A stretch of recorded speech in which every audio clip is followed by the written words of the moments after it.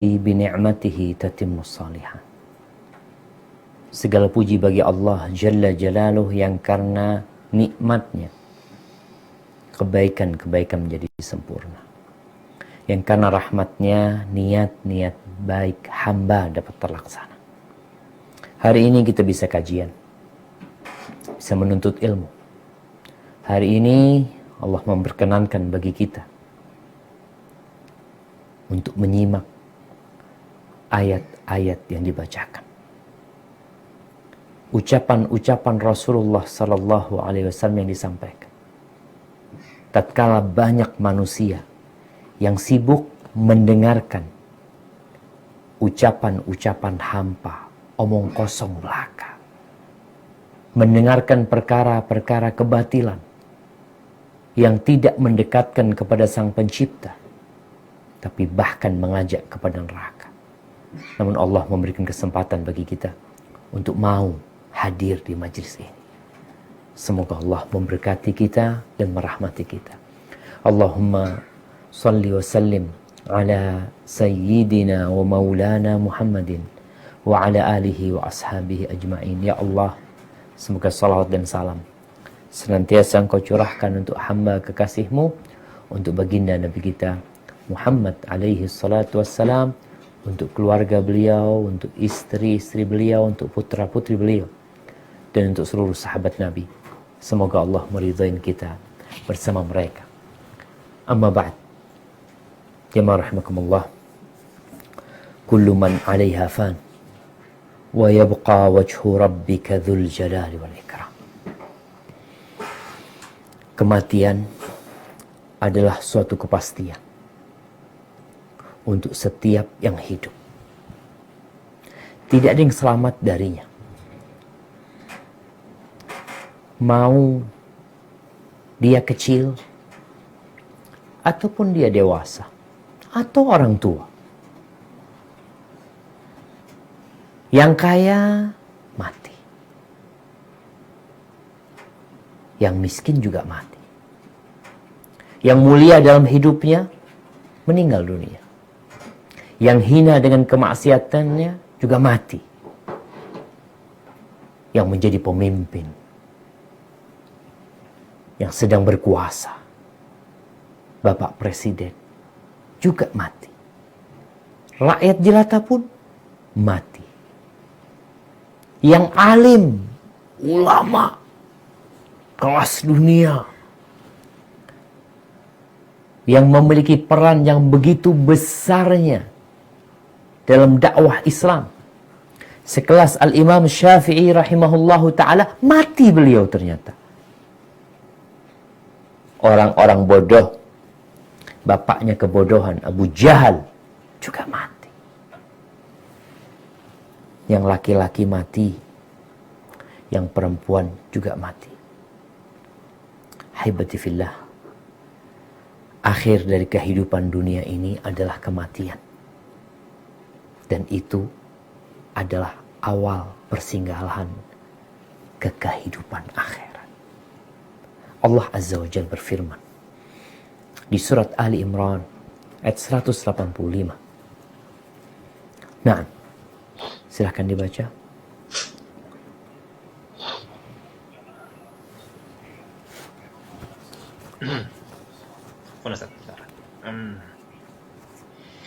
أعوذ بالله من الشيطان الرجيم كل نفس ذائقة الموت وإنما توفون أجوركم يوم القيامة فمن زحزح عن النار وأدخل الجنة فقد فاز وما الحياة الدنيا إلا متاع الغرور.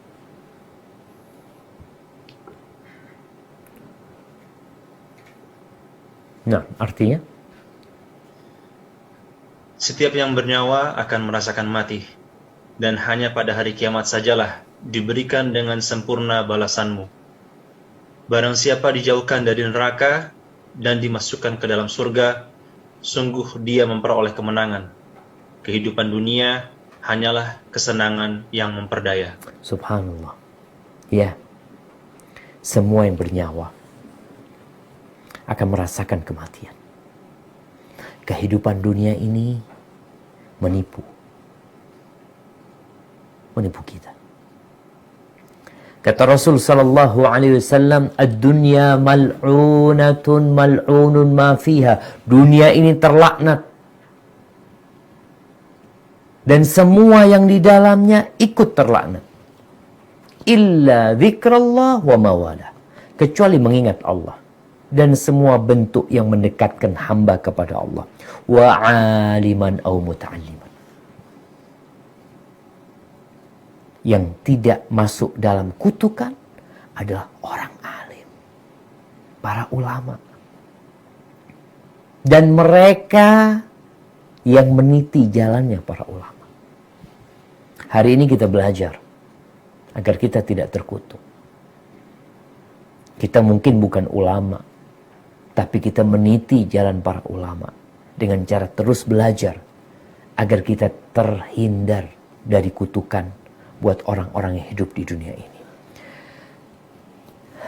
Kita kabur dari kematian menuju kematian. Kita menangkal kematian dengan kematian. Maka dimanapun kita berada, kematian itu akan datang menimpa kita.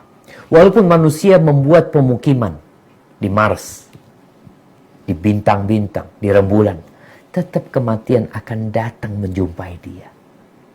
Tidak ada jalan pelarian dari kematian kecuali kematian itu sendiri. Allah Azza wa Jalla berfirman di surat Al-Jumu'ah di ayat 8. Nah, silakan dibaca. Bisa.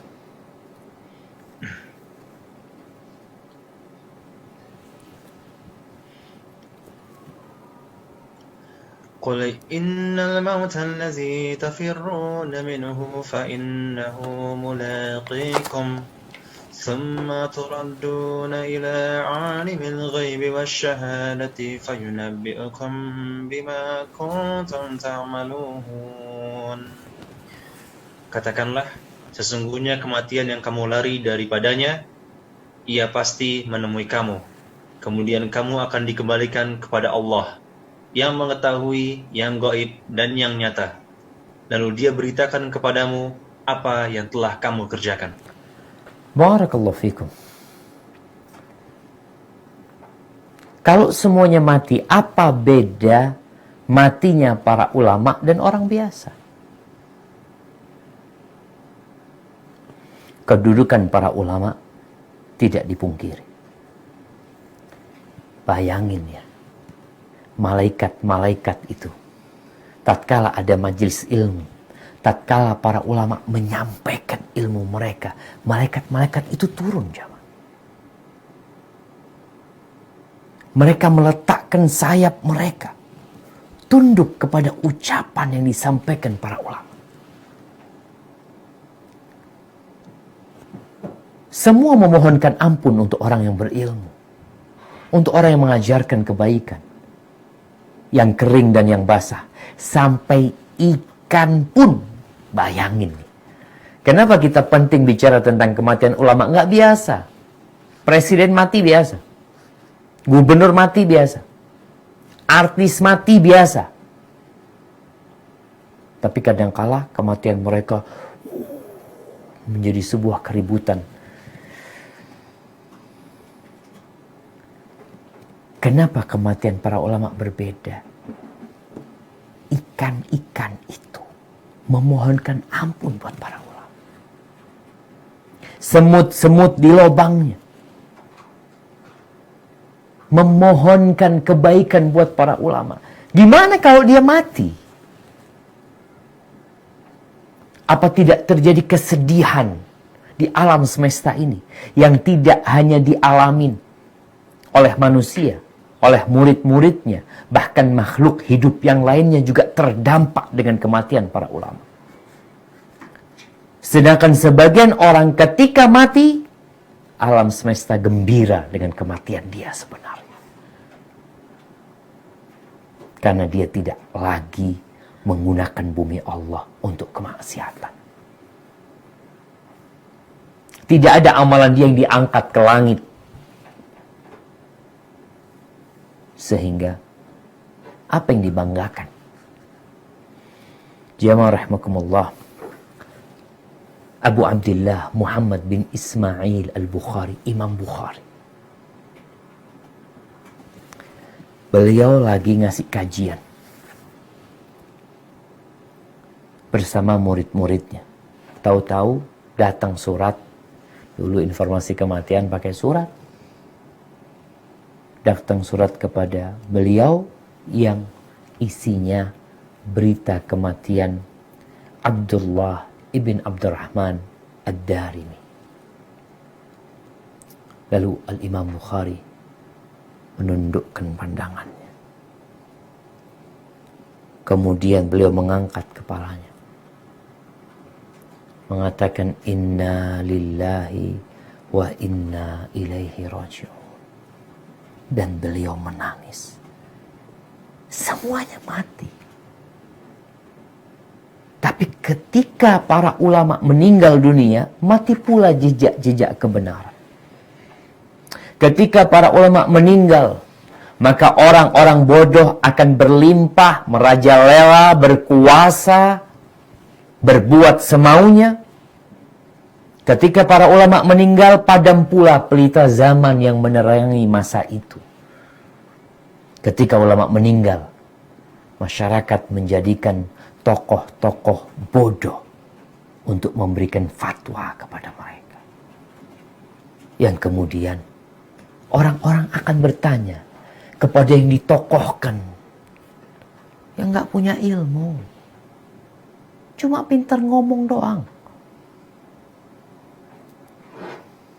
Maka yang akan didengar adalah fatwa yang menyesatkan mereka. Saat ulama meninggal dunia, bumi ini berkurang tepiannya. Saat ulama meninggal dunia, manusia akan salah beragama. Ustaz, kan ada buku, ada ini itu. Tanpa ada yang membimbingmu, engkau akan salah membaca dan salah memahami. Saat ulama meninggal dunia, bintang-bintang yang menerangi sebenarnya, yang mereka menjadi petunjuk para ulama, mereka pewaris para nabi, maka ada kesedihan yang begitu besarnya.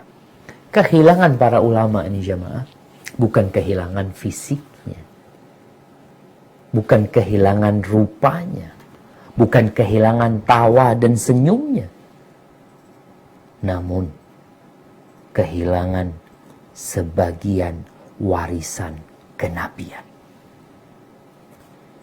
Ilmu. Ketika Rasul sallallahu alaihi wasallam meninggal dunia, imamul ulama beliau, tidak ada musibah yang lebih besar daripada musibah ditinggal mati Rasulullah sallallahu alaihi wasallam. Beliau tidak mewariskan rumah, beliau tidak mewariskan tanah atau kendaraan yang mewah. Wa innal anbiya lam yuwarithu dinaran wala dirhaman. Para nabi tidak mewariskan emas dan perak. Wa innama warathul ilm, yang diwariskan para nabi itu ilmu. Makanya ulama itu warathatul anbiya, pewarisnya para nabi. Faman akhadahu akhadha bihaddin wafir. Barang siapa yang mengambil nih ilmu yang merupakan warisan para nabi, maka dia adalah orang yang beruntung. Ahibati fillah, matinya para ulama, hilangnya warisan nabi, berkurangnya ilmu merupakan salah satu indikator dekatnya hari kiamat, di mana kebodohan akan tersebar di mana-mana. Abdullah bin Amr bin As radhiyallahu anhuma berkata, Sami'tu, aku mendengar Rasulullah sallallahu alaihi wasallam yaqul, Innallaha la yaqbidul ilma intiza'an yantazi'uhu min qulubil ibad. Sesungguhnya Allah itu tidak mencabut ilmu dengan mencabut dari hati orang-orang yang berilmu. Jadi ilmunya hilang, jadi lupa dia. Enggak. Allah tidak mencabut dengan membuat orang itu lupa. Terus gimana? Walakin yaqbidul ilma biqabdil ulama. Tapi Allah Jalla Jalaluhu mencabut ilmu dengan mematikan para ulama. Hatta idza lam yubqi aliman. Sampai tatkala tidak tersisa orang yang berilmu. Alim ulama nggak ada lagi. Apa yang terjadi? Di negeri itu, di kampung itu, di masyarakat sana. Udah nggak ada orang alim. Mati udah orang alim. Dulu ada. Mati sekarang. Bagaimana kondisi masyarakat? Ittakhadhan nas ru'usan juhalan. Maka mereka akan mencari pemimpin buat mereka. Akan mencari guru buat mereka. Siapa yang jadikan guru? Ru'usan juhalan. Tokoh-tokoh yang bodoh. Fa'aftau bighairi ilm fasu'ilu fa'aftau bighairi ilmin fadallu wa adallu. Rawahul Bukhari dan Muslim. Kemudian mereka ditanya, masyarakat punya permasalahan, urusan dunia dan akhirat mereka. Mereka bertanya kepada alim ulama. Yang dipikirnya nih alim ulama, ternyata orang bodoh. Pakaiannya doang. Yang kayak ulama. Ilmunya enggak. Mungkin 1-2 ayat dia hafal. Sehingga dapat menipu orang. Dengan kepiawaiannya menyampaikan ilmu. Kemahirannya berpidato. Ketika ditanya, nggak punya ilmu, akhirnya dia tersesat dalam menjawabnya dan menyesatkan orang lain. Ibnu Abbas radhiyallahu anhu, ketika beliau menafsirkan firman Allah di surat Ar-Ra'd ayat 41. Coba dibaca surat Ar-Ra'd ayat 41. Barakallahu fiik. Ar-Ra'd ayat 41. A'udzubillahi minasyaitonir rajim. أولم يروا أنا نأتي الأرض ننقصها من أطرافها والله يحكم لا معقب لحكمه وهو سريع الحساب. Dan apakah mereka tidak melihat bahwa kami mendatangi daerah-daerah orang yang ingkar kepada Allah, lalu kami kurangi daerah-daerah itu sedikit demi sedikit dari tepi-tepinya. Dan Allah menetapkan hukum menurut kehendaknya. Tidak ada yang dapat menolak ketetapannya. Dia maha cepat perhitungannya. Barakallahu fikum. Gimana Allah mengurangi daerah-daerah ini dari tepiannya? Dikurangin sedikit dengan sedikit. Negeri itu tahu-tahu hancur. Sebelah sana hancur juga. Di sana kena gempa. Di sana kena banjir. Berbagai macam musibah. Apa kata Abdullah bin Abbas ketika menafsirkan ayat ini? Kharabul ardi. Rusaknya bumi ini. Sekarang kita melihat banyak musibah yang menimpa kita. Bencana alam yang katanya orang. Siapa yang menciptakan alam? Ibnu Abbas mengatakan kharabul ardi bimauti ulama'iha wa fuqahaiha wa ahlil khairi minha. Rusaknya bumi ini dengan matinya para ulamanya, dengan matinya para ahli fikihnya, dan dengan matinya orang-orang baik yang ada di sana. Ketika sahabat Nabi yang bernama Zaid bin Thabit radhiyallahu anhu meninggal dunia, apa kata Abdullah bin Abbas, muridnya Zaid radhiyallahu anhuma? Dia mengatakan, man sarrahu an yanzura kaifa dhahabul ilm fahakadha dhahabuhu. barang siapa yang ingin melihat bagaimana ilmu itu hilang, bagaimana ilmu itu pergi, bagaimana dia pergi, maka hendaklah dia melihat meninggalnya Zaid bin Thabit. Ahibati fillah, dengan meninggalnya Zaid bin Thabit, salah satu sahabat yang menghafal Al-Quranul Karim, yang dia mengajarkan sunnah-sunnah Nabi kepada para tabi'in dan para sahabat. Muridnya sahabat juga sahabat pada waktu itu. Maka itu tanda perginya ilmu. Abdullah bin Mas'ud radhiyallahu anhu, dia mengatakan, alaikum bil ilmi qabla an yuqbad. Kalian belajarlah, menuntutlah ilmu sebelum ilmu itu dicabut. Mungkin sebagian orang mengatakan, oh banyak orang pintar, ana ada ustadz di kampung ana, ada alim ulama di kampung ana. Hati-hati, mereka pergi, mereka mati. Wa qabduhu dhahabu ahli. Dan dicabutnya ilmu itu dengan berangkatnya orang-orang yang berilmu. Makanya dahulu jamaah, kalau ada orang yang alim, itu masyarakat ingin orang itu nggak kemana-mana. Di kampung mereka udah di sini aja. Udah ngajar di sini, kita kasih fasilitas semuanya. Karena mereka tahu, ini alim ulama adalah rem yang dapat mengerem lajunya kemaksiatan di tengah-tengah masyarakat. Para ulama ini saringan yang dapat menyaring mana yang hak dan mana yang batil. Ada sebuah riwayat dari Imam Darimi, dari Abu Umamah, bahwa dari Rasul SAW, bahwa beliau mengatakan, khudul ilma qabla an yadhhab. Kalian belajar seperti ungkapan Abdullah bin Mas'ud, belajarlah ilmu sebelum dia pergi. Lalu ada yang mengatakan, wa kaifa yadhhabul ilm? Gimana ilmu itu pergi? Ya Nabi Allah, wa fina kitabullah. Gimana ilmu itu pergi? Sedangkan di tengah-tengah kita ada Al-Quran. Ada Quran. Mau ulamanya mati, ada Quran. Wah, kalau sekarang dicetak udah Qurannya. Udah diterjemahin. Ada kitab-kitab tafsirnya buat Al-Quranul Karim. Maka beliau alaihissalatu wassalam mengatakan kepada para sahabat, awalam takunit Taurah wal Injil fi Bani Israel. Bukankah kitab Taurat dan kitab Injil itu ada di tengah-tengah Bani Israel? Falam yughniya anhum syai'an. Nggak manfaat buat mereka, tersesat orang-orang Yahudi dan Nasrani.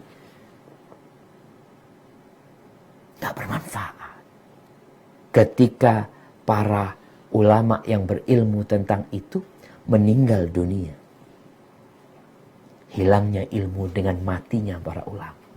Haibati fillah, kalau kita bicara buku nih, tafsir. Nih tafsir, ada kitab tafsir Ibnu Katsir. Mungkin ada yang mencetak dan merubah isinya. Mungkin apa tidak? Mungkin. Ketika ada para ulama, mereka akan mengatakan, wah hati-hati, kitab ini ada masalah. Ada salah cetak. Anda masih ingat dulu. Ketika di Madinah, kita kuliah belajar kitab namanya Aunul Ma'bud, Syarah Sunan Abi Dawud. Kitab Aunul Ma'bud, Syarah Sunan Abi Dawud. Kita mahasiswa, ketika membeli kitab, ya tahulah keuangan mahasiswa, kita cari yang paling murah. Jadi beli buku yang paling murah, kita beli. Ada cetakan Beirut, Libanon. Lupa, nah kalau saya cetakan Darul Kutubil Ilmi. Kita beli. Kita beli, udah belajar di kelas. Apa kata Ustadz yang ngelihat kita bawa buku itu? Kalian buku itu dibuang. Dibuang tuh. Kenapa Syekh? Banyak salah cetak. Banyak salah tulis. Kenapa? Yang menulis buku itu anak-anak SMA disuruh tulis ulang. Yang hanya mencari insentif. Udah tulis per lembar kasih sekian. Yang ngetik sudah dia. Dan percetakannya penerbitnya penerbit yang cari duit. Yang penting bagaimana buku itu tercetak, jual. Buku itu tercetak, jual. Akhirnya Syekh itu cerita. Kata Syekh, aku pernah beli buku seperti itu. Yang kalian beli ini aku pernah beli. Waktu itu ana bingung. Kalau ana jual lagi, dosa ana nipu orang. Ngasih buku yang bermasalah isinya. Bukunya bagus, cuma penulisannya. Alhamdulillah kita ketemu ulama jadi nggak tersesat. Gimana sekarang? Kalau ulama meninggal dunia, semua orang menafsirkan Al-Quran semau dia. Membaca hadis, lalu mensyarahnya semau dia. Apa yang akan terjadi? Kehancuran. Maka, di antara tanda kiamat adalah matinya para ulama. Tersebarnya kebodohan. Kata Nabi SAW, Inna min asyrati sa'ah an yurfa'al ilm wa yathbutal jahl. Rawahul Bukhari wa Muslim. Di antara tanda kiamat diangkatnya ilmu dan menetapnya kebodohan. Sa'id bin Jubair pernah ditanya seorang tabi'in, ma alamatus sa'ah wa halakun nas. Apa tanda-tanda kiamat, apa tanda kiamat, dan kebinasaan manusia itu apa tandanya? Apa tandanya? Kata Sa'id, idza dhahaba ulama'u. Kalau ulama mereka meninggal dunia. Ulama mereka meninggal dunia, selesai sudah. Hasan al-Basri rahimahullahu ta'ala mengatakan, kanu yaqulu, dahulu tuh kayaknya para sahabat, kalau kita lihat dari ucapan Abdullah bin Mas'ud, Abdullah bin Abbas, dan yang lainnya, Abdullah bin Amr bin As, dulu mereka mengatakan, mautul alim thulmatun fil Islam. Matinya seorang ulama itu adalah sebuah celah dalam Islam, lobang. La yasudduha syai'. Nggak akan bisa ditutupin lobang ini. Mungkin akan datang ulama lain, tapi nggak bisa nutupin lobang ini. Makhtalafal lail wan nahar. Sampai kiamat. Ketika alim ulama meninggal dunia, nggak akan ada yang bisa menggantikannya. Artinya menutup celah itu, kalaupun ada ulama lain, ya sudah, ilmunya beda. Seperti Imam Syafi'i rahimahullahu ta'ala. Ketika Imam Syafi'i meninggal dunia, ada Imam Bukhari, ada Imam Ahmad, ada Imam Abu Dawud, ada Imam Muslim. Tapi mereka nggak akan bisa menutup celah yang ditinggal dengan matinya Al-Imam Syafi'i rahimahullahu ta'ala. Maka kita harus bersedih ketika alim ulama meninggal dunia. Ayyub As-Sikhtiyani rahimahullahu ta'ala mengatakan, Inni ukhbar bimautir rajuli min ahli sunnah. Aku mendapatkan kabar, mendapatkan informasi tentang kematian salah satu dari kalangan ahlus sunnah. Bukan alim ulama, bukan. Orang biasa, tapi ahlus sunnah. Menegakkan sunnah. Apa kata dia? Faka'anni afqidu ba'da a'dha'i. Seakan aku kehilangan salah satu dari organ yang ada di tubuhku. Subhanallah. Kalau itu perasaan ditinggal mati orang awam dari kalangan ahlus sunnah wal jamaah, bagaimana dengan kematian alim ulama?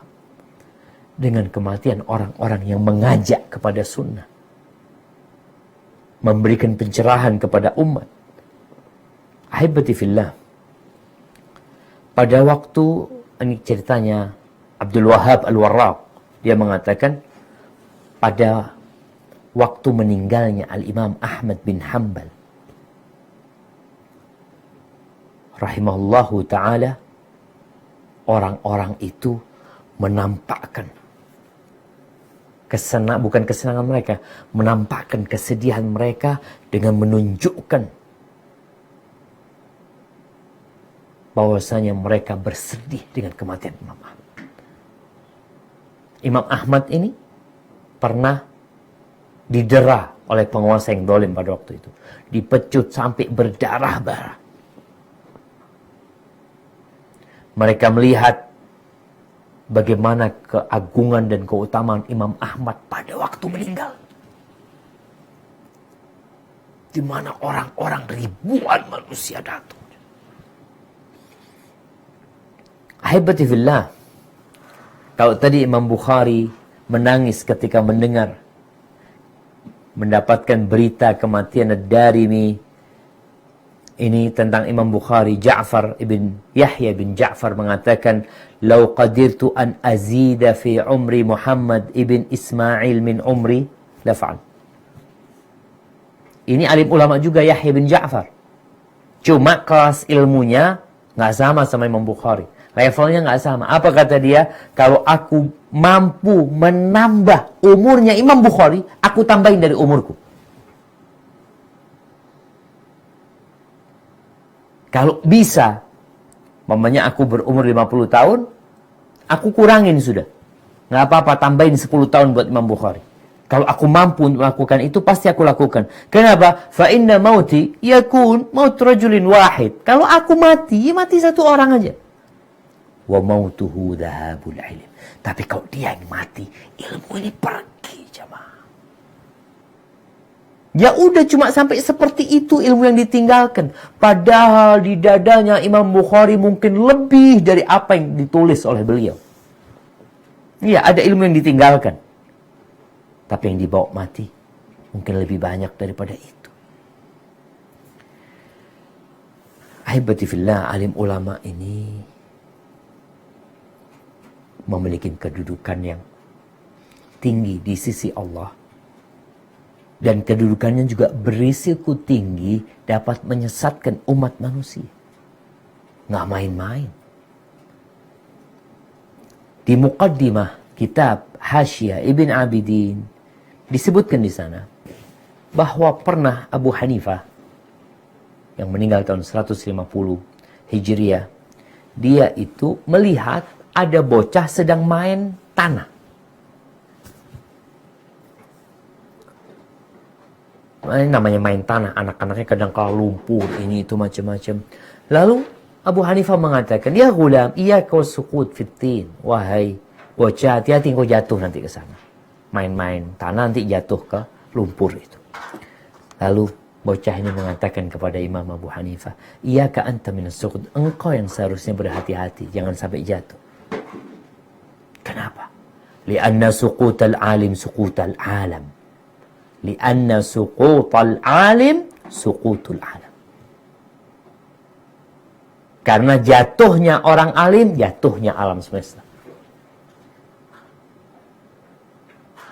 Kalau seorang alim ulama memberikan fatwa salah dan menyesatkan, berapa orang yang akan mengikuti fatwa dia dan akan jatuh bersama dia? Maka dikatakan setelah mendengarkan ucapan itu, Abu Hanifah rahimahullahu ta'ala, beliau tidak memberikan fatwa kecuali setelah melakukan kajian bersama murid-muridnya selama 1 bulan tentang masalah-masalah yang memang memerlukan fatwa. Ahibati fillah, kita ini sekarang hidup di masa banyak penceramahnya, sedikit ulama. Antum pikir ulama kayak apa sih? Sekarang tuh kalau jadi penceramah cukup apa di TV tuh ada acara-acara lomba ceramah, ada dai ya, ada program dai cili ya, kemudian nanti ada dai yang besar ya, ada perlombaan di sana, kemudian ketika nomor 1, nomor 2, langsung LC gelarnya, langsung ceramah. Nabi alaihi salatu wassalam dalam hadis yang diriwayatkan Imam Bukhari dalam kitab Adabul Mufrad, beliau mengatakan, ini ucapan Abdullah bin Mas'ud, bukan hadis Nabi alaihi salatu wassalam, tapi ucapan Abdullah bin Mas'ud radhiyallahu anhu. Dia mengatakan, "Innakum fi zamanin kathirun fuqaha'uhu kalian sekarang hidup di masa banyak ulamanya. Qalilun khutaba'uhu. Penceramahnya sedikit. Yang banyak ulamanya. Maka tolong dibedakan antara penceramah dengan ulama. Kalau penceramah ini, ya tadi hanya sekedar membaca 1 ayat, 2 ayat, dia sampaikan. Ketika ditanya, nggak ada ilmunya dia sebenarnya. Dia nggak punya ilmu. Dia cuma ahli ceramah. Dan sekali lagi kalau bicara ceramah, orang nggak belajar sama sekali, dikasih teks ceramah, bisa ceramah dia. Makanya dia mau ceramah khutbah Jumat, besok nih hari Jumat, kasih teks. Fadol nih besok antum ceramah, umpamanya tentang hukum meninggalkan sholat. Fadol. Diambil. Semalaman dia hafalin. Besoknya naik mimbar. Wah, seperti singa yang berada di atas mimbar. Orang terpana. Oh, ini orang pinter ini. Lupa kalau dia cuma penceramah. Bukan ulama. Maka kata Abdullah bin Mas'ud, kalian berada di masanya para tabi'in ini, sekarang banyak ulama loh. Sedikit penceramahnya. Qalilun su'aluhu. Juga di masa sekarang ini, pertanyaan-pertanyaan tuh sedikit. Karena orang udah belajar. Katsirun mu'tuh. Pertanyaan sedikit, yang mau jawab itu banyak. Karena banyak ulamanya. Al-amalu fihi qaidun lil hawa. Amal itu akan menjadi pembimbing hawa nafsu. Jadi, ya udah. Hawa nafsu ini bisa dikendalikan. Karena yang menjadi panutannya adalah amalannya, bukan nafsunya. Wa sayati min ba'dikum zaman. Dan akan datang setelah kalian sebuah masa. Qalilun fuqaha'uhu kathirun khutaba'uhu. Di satu masa yang ulamanya sedikit, penceramahnya banyak. Banyak penceramahnya. Di setiap kampung itu ada penceramah. Di setiap masjid ada penceramah. Bukan cuma 1, kadang-kala 4 penceramahnya. Antum mau lihat jadwal khutbah Jumat. Hari Jumat ini fulan. Hari Jumat ini fulan. Siapa mereka? Penceramah aja. Penceramah. Namanya penceramah tadi. Ada teks dia bawa. Sampaikan. Selesai. Tapi dia bukan alim ulama. Dan ini banyak. Kalau di masa Ibnu Mas'ud beliau mengatakan hati-hati kalian. Nanti datang masa yang banyak itu penceramahnya. Alim ulamanya sedikit. Kathirun su'aluhu. Yang mau bertanya banyak. Bayangin zaman sekarang ini jamaah ya. Ketika dulu kita di kampus itu, bikin aplikasi konsultasi Islam. Konsultasi syariah. Apa konsultasi Islam? Konsultasi Islam. Dalam berapa hari yang tanya itu 3.000 ya. Kita tuh mikir ya mau jawabnya kayak apa. Yang kata Ibnu Mas'ud, banyak yang bertanya, sedikit yang mau jawab. Makanya kadang-kala ada penanya-penanya itu yang kesel sama Ustadz. Kesel sama aplikasinya. Ana udah tanya berbulan-bulan gak dijawab-jawab. Kenapa? Karena memang yang mau jawab sedikit. Yang tanya banyak. Al-hawa fihi qaidun lil amal. Kalau di masa para sahabat itu yang menjadi penuntun hawa nafsu itu amal. Kalau di masa nanti yang jadi penuntun amal itu hawa nafsu. Pokoknya beramal semau dia.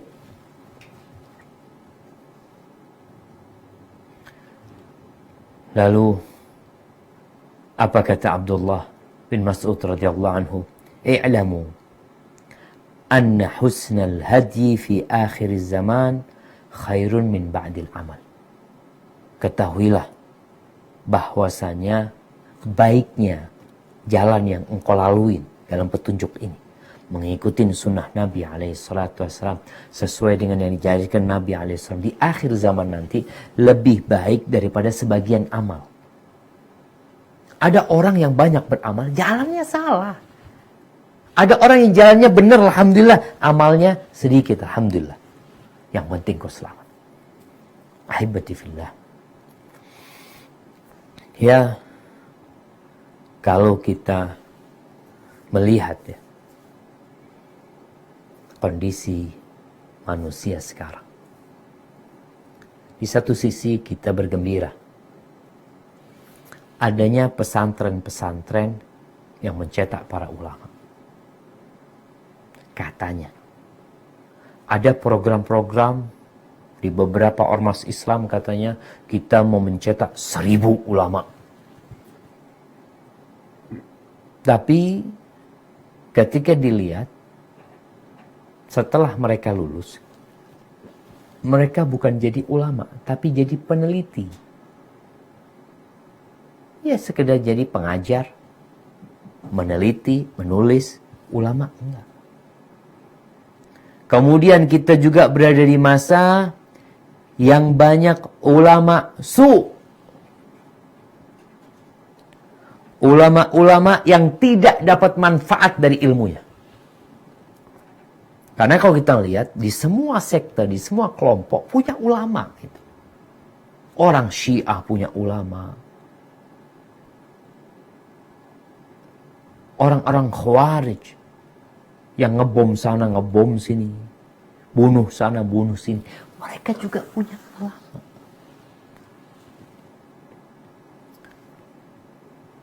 Maka kita harus berhati-hati dengan ilmu yang kita miliki. Jangan sampai kita jadi ulama su. Siapa ulama su itu? Yang kalau dia mati, ya kita bukan bicara sedih. Kita senang. Mereka adalah alim ulama yang tidak mendapatkan manfaat dari ilmunya. Rasulullah SAW itu berlindung. Mengatakan, Allahumma ati nafsi taqwaha. Ya Allah, berikan ketakwaan kepada jiwaku. Wa zakkiha anta khairu man zakkaha. Bersihkan jiwaku, engkau sebaik-baiknya yang membersihkan jiwa. Anta waliyuha wa maulaha. Engkau yang punya itu jiwa. Engkau yang memilikinya. Allahumma inni a'udzubika min ilmin la yanfa. Ya Allah, aku berlindung kepadamu dari ilmu yang tidak bermanfaat. Ilmu nggak bermanfaat. Punya ilmu. Kalau bicara alim ulama, oh Masya Allah dia. Doktor dia. Doktor. Lulusan universitas terkemuka. Mungkin ditambah lagi hafal Quran. Ahli tafsir. Tapi bisa jadi nggak bermanfaat ilmunya. Nah. Nabi berlindung dari ilmu yang tidak bermanfaat. Kenapa? Ilmu yang tidak bermanfaat ini adalah ilmu yang tidak mengantarkan kita kepada amal, yang tidak membimbing kita untuk takut kepada Allah Azza wa Jal. La yanfa ilmunya. Ilmunya digunakan untuk cari uang, untuk popularitas, untuk jabatan, untuk kenikmatan dunia. Ilmu la yanfa. Makanya Allah Azza wa Jalla mengatakan innama yakhshallaha min ibadihi al-ulama. Yang takut kepada Allah dari hamba-hambanya ini siapa? Yang paling ahli ibadah? Bukan. Yang berilmu. Setan itu menghadapi orang ahli ibadah sama orang berilmu beda. Lebih berat dia menghadapi orang yang berilmu. Tapi kalau sekali setan ini sukses, maka dia akan punya banyak pengikut. Karena alim ulama ini punya pengikut. Ada banyak followernya. Kemudian, seorang itu harus ikhlas dengan ilmunya. tidak mengharapkan pujian, tidak mengharapkan sanjungan dari manusia. Bukan follower yang dia kejar, bukan like yang dia inginkan, tapi dia ingin menyampaikan agama Allah. Maka Imam Syafi'i rahimahullahu ta'ala, apa kata beliau? Wadidtu anna nas, aku berharap manusia memanfaatkan ilmuku ini tanpa menyematkan ilmunya itu kepada aku. Yang penting orang dapat pahala, orang dapat manfaat, aku dapat pahalanya. Itu yang diinginkan. Dan kita tahu koreknya api neraka itu, salah satunya orang yang berilmu, ulama. Masya Allah. Alimun wa qari'ul Quran. Orang yang alim, yang berilmu, dan pandai membaca Al-Quranul Karim. Hafidh Al-Quran dia. Lalu didatangkan untuk disidang. Ditanyakan kepada dia tentang nikmat-nikmat yang Allah berikan. Maka orang ini mengakui semua nikmat tersebut. Lalu Allah bertanya, engkau gunakan untuk apa nikmat-nikmat itu? Kata orang ini, ta'allamtu fik, wa'allamtu nas, wa qara'tu fikal Qur'an. Aku belajar ilmu untukmu ya Allah. Lalu aku ajarkan kepada umat manusia. Dan aku membaca Al-Quran mengharapkan keridhaanmu. Semua bisa mengatakan itu. Mengatakan lillahi ta'ala. Tapi apakah benar yang di lisan kita sesuai dengan yang di hati kita? Allah katakan kepada orang ini, kadzabta, dusta. Engkau belajar hanya untuk mendapatkan sebutan orang yang alim. Dan engkau membaca Al-Quranul Karim hanya untuk mendapatkan sebutan hafidh Quran, qari' Quran. Dan itu sudah engkau dapatkan. Maka ahibati fillah, berkaitan dengan meninggalnya para ulama ini, kita melihat bagaimana satu persatu ulama meninggal dunia. Dulu ada Syekh bin Baz rahimahullahu ta'ala meninggal. Ada Syekh Albani. Bayangkan ya, bagaimana kalau kita ini bicara ulama yang kelas dunia, yang sampai hari ini manusia itu mengambil manfaat dari ilmu mereka, dari kitab-kitab yang mereka tulis seluruh penjuru dunia. Seakan-akan kita kalau berangkat ke negeri mana, orang ngomong, oh telah berkata Syekh bin Baz, nanti ke tempat lainnya, dengar lagi orang mengatakan, hadis ini disahihkan oleh Syekh Albani rahimahullahu ta'ala. Nanti dengar lagi di mana, ini pendapatnya Syekh Muhammad bin Saleh Al-Utsaimin rahimahullahu ta'ala. Mereka udah mati nih. Berhenti. Apa yang berhenti? Berhenti usaha mereka untuk mengeluarkan ilmu lagi. Syekh Albani meneliti hadis-hadis, kemudian beliau menghukuminya. Itu berhenti. Oke, ada murid-muridnya. Tapi ilmunya beliau sudah selesai. Hilang. Diangkat. Itu kalau bicara ulama. Maka kita pun harus tahu diri. Kita berada di masa yang banyak adalah penceramahnya. Tapi sedikit ulamanya. Dalam hadis yang diriwayatkan Imam Ahmad. Ini mungkin sebagai penutup ya. Anas bin Malik berkata, qala Rasulullah sallallahu alaihi wasallam, Ra'aitu laylata usriya bi rijalan tuqradu shifahum bimaqarid min nar. Pada malam aku melakukan Isra Mi'raj itu, aku melihat ada laki-laki yang bibir mereka itu digunting-gunting dengan gunting dari api neraka. Fakultu ya Jibril, man haula? Jibril, siapa mereka? Qala haula. Dengerin nih jamaah, ini buat ana juga yang sedang berceramah sekarang, yang sedang menyampaikan ini. Apa katanya Jibril? Haula al-khutaba'u min ummatika. Mereka adalah penceramah-penceramah dari umat. Mereka tuh yang dipotong-potong bibir mereka adalah penceramah-penceramah dari umat. Ya'murunan nas bil birri wa yansawna anfusahum. Mereka memerintahkan umat manusia untuk beramal soleh, untuk meningkatkan ketakwaan, untuk berbuat amal kebajikan, untuk bersedekah, untuk berbagi. Tapi mereka lupa sama diri mereka sendiri. Wahum yatlunal kitab afala yaqilun. Mereka baca Al-Quran, mereka pinter, tapi mereka nggak pakai akal mereka. Maka hibatifillah, ingat kematian para ulama adalah sebuah musibah yang tidak terselesaikan sebenarnya. Sehingga kajian ini semoga memotivasi kita untuk terus belajar. Anak-anak kita, motivasi mereka untuk menjadi para ulama. Sampaikan kepada mereka bagaimana Allah mengangkat derajatnya para ulama. Sampaikan kepada mereka bagaimana malaikat makhluk yang mulia turun, meletakkan sayap mereka, ridho dengan orang-orang yang menuntut ilmu. Sampaikan kepada mereka bahwa ikan yang ada di air, semut yang ada di lubangnya, itu mendoakan para ulama. Kenapa engkau nggak mau jadi para ulama?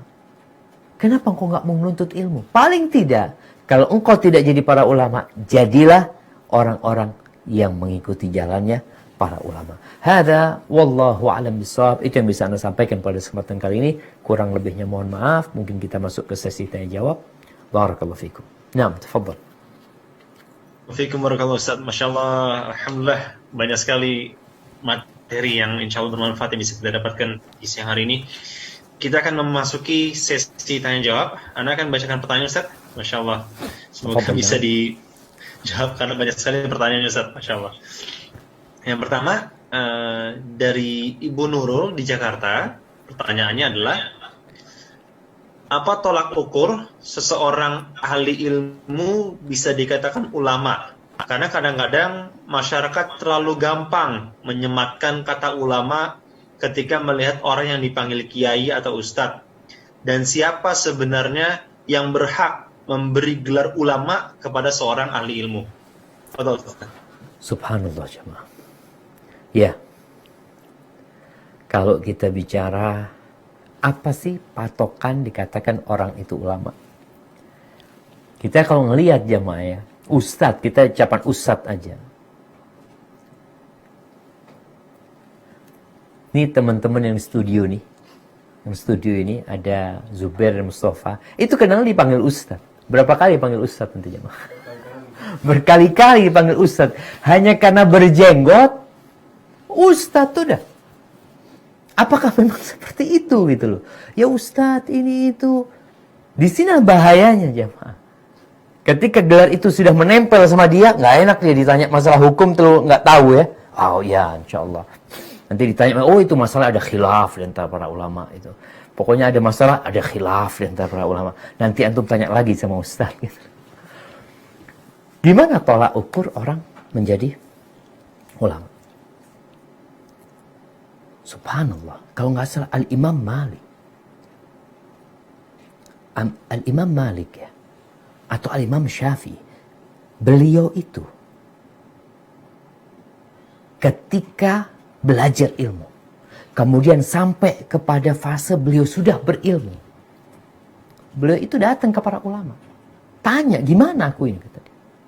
Sampai ketika mereka menyuruhku untuk ngajar, aku baru ngajar. Menyuruhku, bukan mengizinkanku, menyuruhku. Sedangkan kita ini kadang-kala engkau ngajar, siapa yang nyuruh engkau ngajar? Yang nyuruh engkau menyampaikan siapa? Hanya hafal tadi itu. Kadang-kala orang tidak membedakan antara ulama dengan khutbah, dengan penceramah. Semua yang naik mimbar, mungkin kita bisa sebut dia penceramah. Kalau sekarang, mungkin waktu itu ada wacana dari pemerintah untuk sertifikasi apa? Penceramah. Bukan ulama mereka, sertifikasi. Mereka memberikan sertifikat kepada penceramah. Siapa penceramah? Yang ceramah udah. Kasih buku, ini buku tuntunan khutbah setahun. Fadol, antum pokoknya Jumat pertama ceramah ini, Jumat kedua ceramah ini, dan selanjutnya dia bikin sudah. Itu penceramah. Maka masyarakat harus membedakan ya antara penceramah dan ulama. Siapa ulama? Yang bisa memberikan gelar ulama ini memang adalah para ulama juga. Sehingga ada sebuah ijazah. Kalau sekarang orang lulus dari SMA, kalau kita bicara SMA punya ijazah SMA. Kemudian kalau kita ngelihat ada orang yang menjadi umpamanya menjadi hakim. Lulusan apa kalau jadi hakim itu? SH, sarjana hukum. Umpamanya ada orang jadi yang bangun-bangun itu arsitek. Ada lulusannya, ada ijazah nih. Fadhal, engkau sudah boleh bekerja umpamanya. Engkau sudah boleh menyampaikan, engkau sudah boleh ini dan itu. Sedangkan sekarang alhamdulillah ada lembaga-lembaga pendidikan yang mereka memang mencetak ulama. Hanya saja semua yang belajar di sana itu kan nggak semuanya jadi ulama. Gimana jemaah? Ada seorang mahasiswa yang menuntut ilmu agama ketika ujian nyontek. Terus keluar jadi ulama gitu loh. Kira-kira gimana jadi ulamanya dia? Maka yang bisa memberikan gelar sebenarnya adalah ulama yang lainnya. Yang mengatakan, fadhal kau belajar sama fulan. Atau seorang alim ulama mengatakan, muridnya fadhal, antum mengajar sekarang. Sampaikan. Kalau enggak, antum belajar terus. Jangan naik mimbar. Makanya dulu di tahun 800-an, 700-800 Hijriah, itu pernah ditanya, kalau nggak salah Ibnu Hajar Al-Haytami, di dalam kitab fatwanya dia ditanya, apa hukumnya orang naik mimbar, wala ya'riful hadits as-sahih min ad-dha'if. Dalam kondisi dia tidak bisa membedakan antara hadis sahih dan dhaif. Dia naik mimbar, mau ceramah dia. Dia nggak tahu mana hadis sahih, mana hadis dhaif. Ini tahun dulu abad ke-8 Hijriah. Apa kata beliau? Kalau orang ini mengambil hadis tersebut, dia nggak tahu. Dia tidak bisa memeriksa hadis yang sahih sama dhaif. Tapi dia mengambil hadis tersebut dari kitab-kitab yang muktabar, yang kitab-kitab rujukan, maka nggak apa-apa. Tapi kalau dia sekedar nemu di buku, baca di kitab, dia sampaikan, maka nggak boleh orang itu naik mimbar. Di sini pemerintah harus melarang orang-orang itu naik mimbar. Kalau enggak, kembali kepada musibah, akan banyak kesesatan yang tersebar di masyarakat. Kembali kepada pertanyaan tadi, bahwasanya kita memang terlalu muda, mungkin mulai sekarang kita ya dapat ilmu lah, paling enggak kita tahu penceramah. Ulama adalah orang yang berilmu, yang dia memahami tentang rukun Islam, rukun iman, rukun ihsan. Yang dia mempelajari sholat itu bukan hanya sekedar sholat, tapi dia tahu kapan sholat itu sah, kapan tidak sah. Dia mengetahui syarat, rukun, sholat ya. Kemudian berkaitan dengan puasa, haji. Dia mengetahui tentang ilmu-ilmu Islam ini, itu dikatakan ulama gitu. Dan sekarang pun kita berada di masa yang terbagikan sudah ilmu itu. Anak kalau ditanya, ada tanya sama anak Ustaz, tanya masalah muamalat, hukum, jualan ini itu. Anak katakan, la adri, nggak tahu anak. Anak nggak tahu. Dan di sini kewajiban para ulama itu, para ustadz itu mengajarkan kepada muridnya ucapan la adri, nggak tahu anak, wallahu a'lam. Coba tanyakan ke yang lainnya. Supaya tidak menyesatkan manusia. Kalau memang engkau enggak, aku nggak belajar itu, aku nggak punya ilmu sana. Biar orang tahu. Sebagian penceramah, semua pertanyaan dijawab. Kenapa semuanya dijawab? Karena dia takut kalau ada yang nggak dijawab, ada yang mengatakan, wallahu a'lam, aku nggak tahu, akhirnya nggak diundang lagi nantinya. Aduh, nih Ustadz nggak tahu semuanya. Jadi seakan-akan penceramah itu harus tahu semuanya. Nggak, penceramah ini hanya ceramah doang. Dan ulama itu, Masya Allah, dia memiliki banyak keilmuan, sehingga dia bisa memberikan pencerahan kepada umat manusia. Hadza wallahu a'lam bissawab. Ya Ustaz, ke pertanyaan berikutnya Ustaz. Assalamualaikum warahmatullahi wabarakatuh. Waalaikumsalam. Namanya adalah Renaldi Mulyono, asal dari Kota Bandung, Jawa Barat. Bismillah, apakah boleh ana mencukupkan diri belajar hanya dengan para ustadz-ustadz sunnah saja, terutama dalam hal-hal yang pokok dan penting dalam agama? Dan berbicara mengenai dakwah sunnah, apakah boleh ana menjauhi dan menjaga jarak dengan orang-orang dan lingkungan yang sangat membenci terhadap dakwah sunnah? Terima kasih. Jazakallah khair. Barakallahu fiik Ustaz. Wa fiik wa barak jamaah. Nah, kalau bicara menuntut ilmu, kita itu harus milih guru. Kenapa sih kampus-kampus itu orang-orang kok milih? Yang satu, enggak, ana mau belajar di UI. Antum di sini di Jember ada UNED. Enggak, ana mau ke UI. Lebih bagus UI itu. Lebih ini, lebih itu. Ada yang maunya ana mau ke UGM. Milih dia. Karena dia ingin yang terbaik. Yang kedua, kalau orang sakit. Kira-kira kalau ada dokter umum ya. Kemudian ada dokter spesialis. Dia pilih yang mana? Oh, ana mau cari yang spesialis. Kemudian yang spesialis pun macam-macam tingkatannya. Aduh, ana nggak mau dokter fulan. Ana maunya ke fulan. Ya, tafadhol. Berkaitan dengan belajar ilmu ini.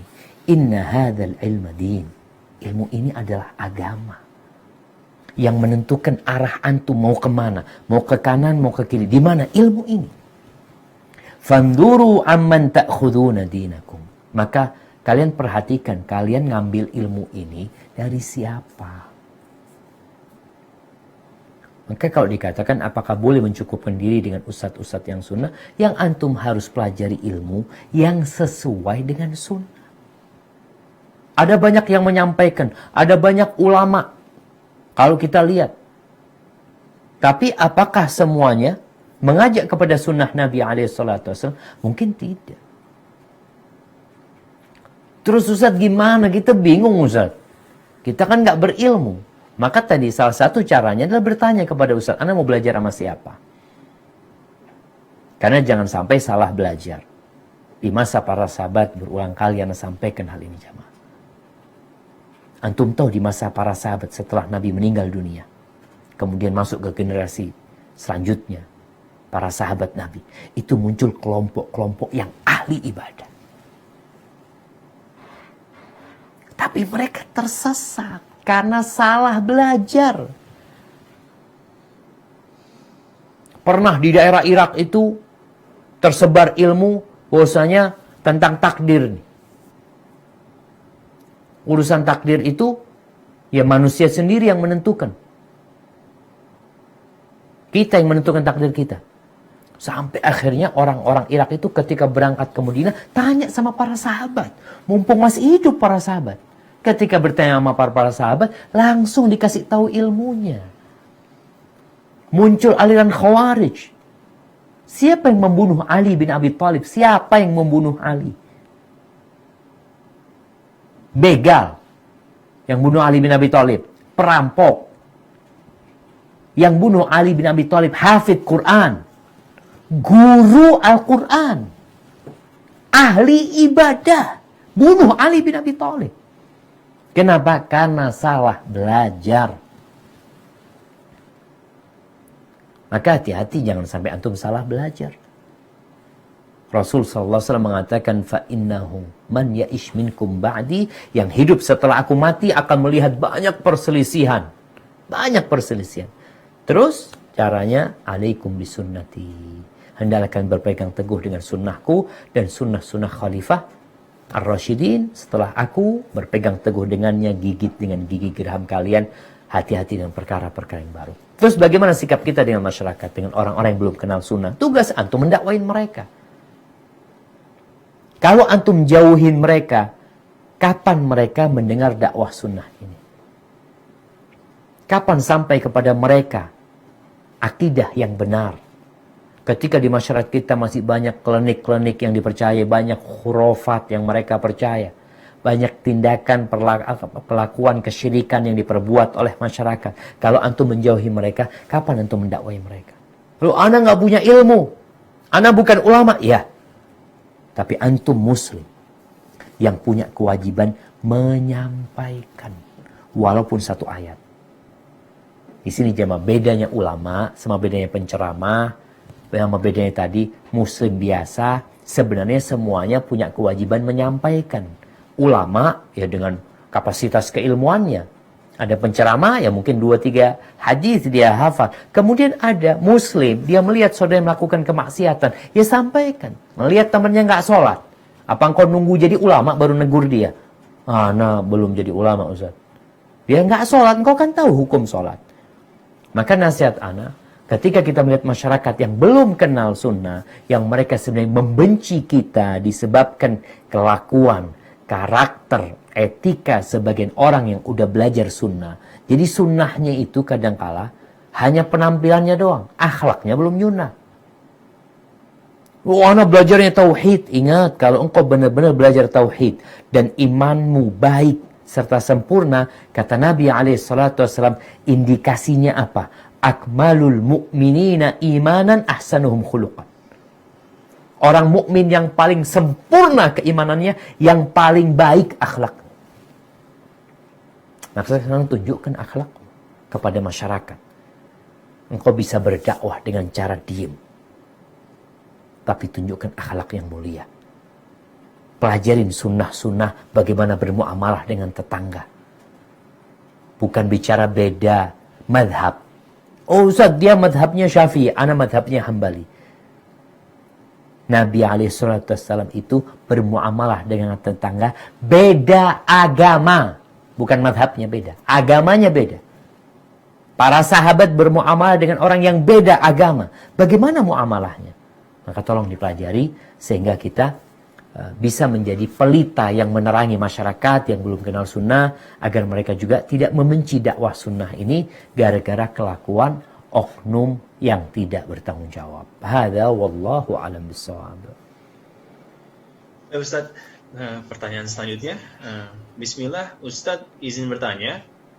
Apakah apabila kita takut dengan kematian, takut dengan siksa kubur dan azab Allah Azza wa Jalla sesudah kita meninggal, padahal kita sudah berusaha semampu kita untuk beribadah dan beramal saleh sesuai dengan tuntunan Nabi Sallallahu Alaihi Wasallam, tapi masih ada perasaan takut amalan kita masih kurang atau tidak diterima oleh Allah Subhanahu Wa Taala.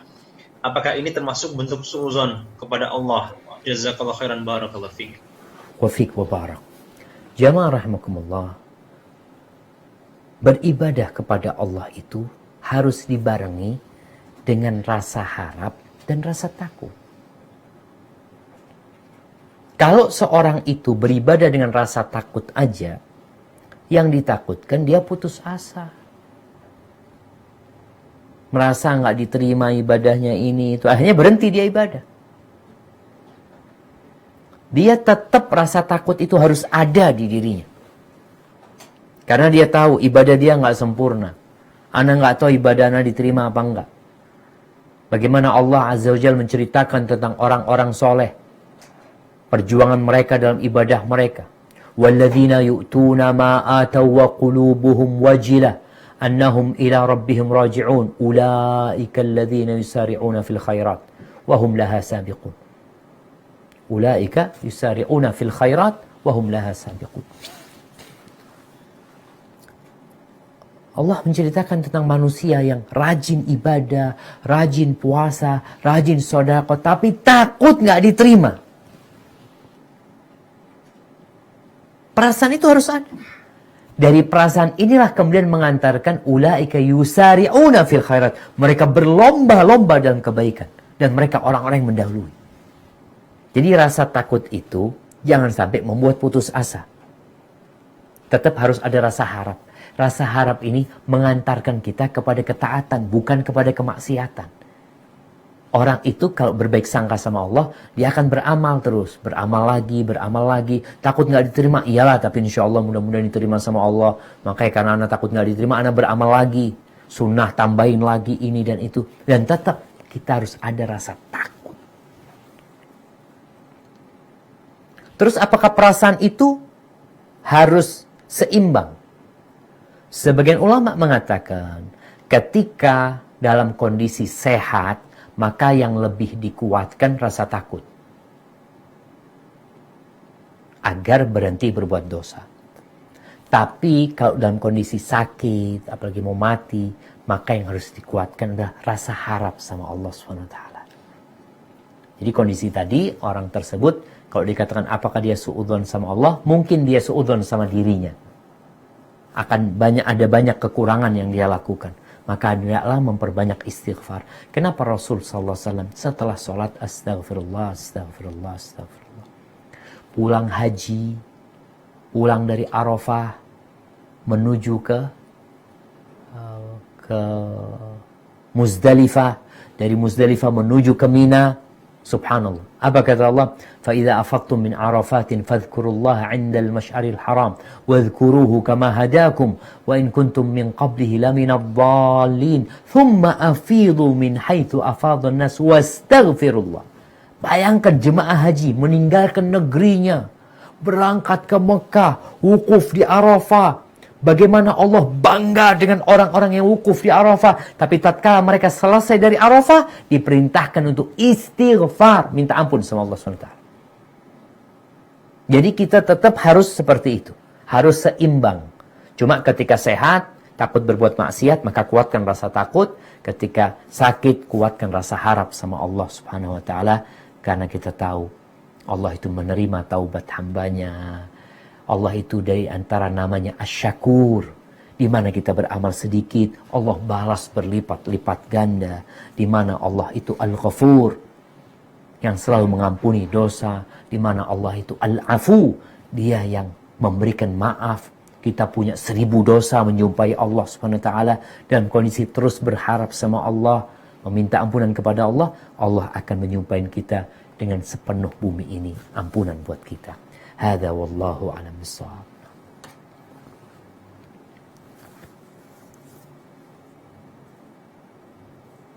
Nah, barakallahu fikum. Ustaz, ke pertanyaan selanjutnya. Assalamualaikum Ustaz. Waalaikumsalam. Semoga Ustaz dan seluruh tim selalu diberi kesehatan dan semangat untuk berbagi ilmu. Aku izin bertanya, apakah kita perlu berdoa agar diberi petunjuk, agar dapat membedakan mana ulama yang harus diikuti sebelum menuntut ilmu? Atau cukup memohon ilmu yang bermanfaat, sudah cukup untuk melindungi kita? Jazakallah khairan, barakallahu fikum Ustaz. Masya Allah, barakallahu fiik jemaah. Ya, pertanyaan yang menarik sekali ya, yang menggugah hati sebenarnya, agar kita tidak salah menuntut ilmu. Yang pertama, tiap hari, tiap pagi, antum berdoa. Apa doanya? Allahumma inni as'aluka ilman nafi'an, wa rizqan tayyiban, wa amalan mutaqabbala. Minta kita kepada Allah ilmu yang bermanfaat, rizki yang baik, amalan yang diterima. Ketika antum keluar rumah, antum baca doa lagi. Bismillahi tawakkaltu ala Allah, la hawla wa la quwata illa billah. Antum baca Allahumma inni a'udzubika an adilla au udhalla an azilla au uzalla an adlima au udhlama an ajhala au yujhala alaihi. Ya Allah, aku berlindung kepadamu, jangan sampai aku tersesat atau disesatkan. Jangan sampai aku tergelincir atau digelincirkan. Jangan sampai aku berbuat kebodohan atau dibodohin sama orang. Jangan sampai aku melakukan kezaliman atau dizalimin sama orang. Itu baca doa, minta petunjuk sama Allah Subhanahu wa Ta'ala. Kemudian yang ketiga, Nabi baca doa juga yang dibaca di istiftah malam hari, salat malam. Apa yang beliau baca? Allahumma Rabba Jibril wa Mikail wa Israfil Fatiras samawati wal ard عالم الغيب والشهادة أنت تحكم بين عبادك فيما كانوا فيه يختلفون اهدني لما اختلف فيه من الحق بإذنك إنك تهدي من تشاء إلى صراط مستقيم. Ya Allah, Tuhannya Jibril, Tuhannya Mikail, Tuhannya Israfil, Engkau yang menciptakan langit dan bumi, Engkau yang mengetahui yang gaib dan yang nyata. Berikan petunjuk kepadaku terhadap apa yang diperselisihkan di antara umat manusia. Berikan petunjuk kepada kebenaran mana yang sebenarnya yang harus aku ikuti terhadap apa yang diperselisihkan manusia. Biidzni, sesungguhnya engkau memberikan petunjuk kepada jalan yang lurus. Maka kita minta sama Allah SWT agar kita diberi petunjuk, agar kita tidak salah menuntut ilmu, tidak salah belajar. Sekali lagi, ada banyak orang-orang yang belajar, pulang belajar, berhenti sholat. Bayangin. Belajar ini supaya lebih bertakwa kepada Allah, pulang dari belajar, berhenti sholat. Kenapa? Gurunya mengatakan yang penting itu eling. Yang penting ingat sama Allah SWT. Allah itu maha pengasih. Allah itu maha penyayang. Allah itu tidak memberatkan hambanya. Allah itu mengatakan, aqimis salata li dzikri. Dirikan salat untuk mengingatku. Jadi kalau sudah ingat sama Allah, gak perlu salat. Sudah bahaya. Padahal Nabi Muhammad SAW yang tidak pernah berhenti mengingat Allah, terus salat sampai meninggal dunia. Maka tetap kita minta petunjuk kepada Allah SWT agar diberi ilmu yang bermanfaat, tidak tersesat, diberi petunjuk dalam memilih guru kita, kemudian kita juga dikasih petunjuk dalam perselisihan yang ada ini. Itu Nabi minta jemaah. Gimana dengan kita? Wallahi kita harus sering-sering berdoa dengan doa tadi. Hadza wallahu a'lam bissawab. Nah.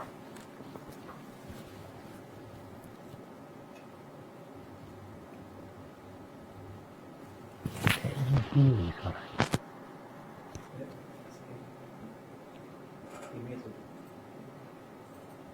Ya, masih di mute kayaknya.